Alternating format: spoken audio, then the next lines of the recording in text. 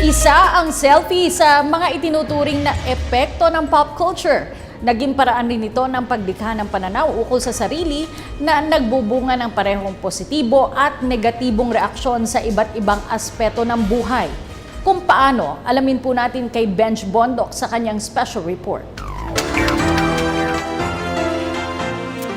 Upang magtagumpay sa buhay, bukod sa sipag at tiyaga, mahalaga ang tiwala at kumpiyansa sa sarili. Konting ngiti, plus magandang anggulo, plus mabilis na pindot sa camera, equals selfie. At kung ang epektong ito ng pop culture ang pag-uusapan, ang mga Pilipino hindi mauunahan.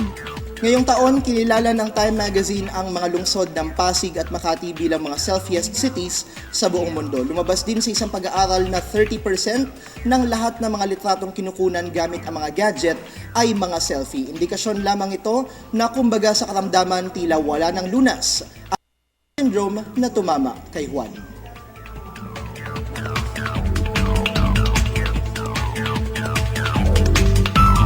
Sa aspetong ito, itinuturing ang selfie bilang paraan ng malikhaing pagpapayaman ng pagkatao ng isang individual. Dahil kung may higit na 6 na bilyong tao sa mundo, nangangahulugan ito ng 6 na bilyong magkakaibang personalidad.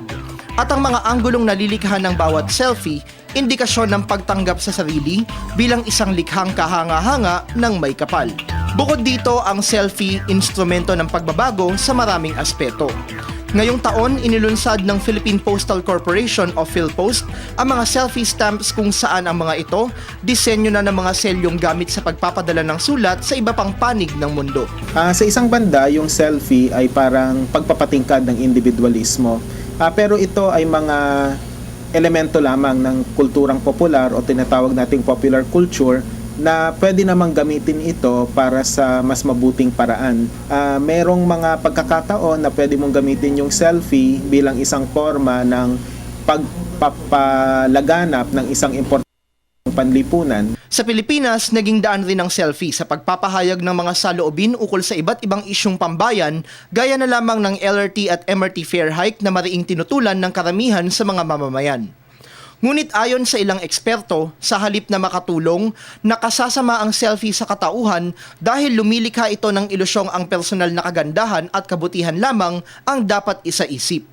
Dahil dito, nahahadlangan ang pagiging bukas ng sarili sa pagtanggap sa impresyon ng ibang tao lalo na ng ating mga mahal sa buhay at mga kaibigan.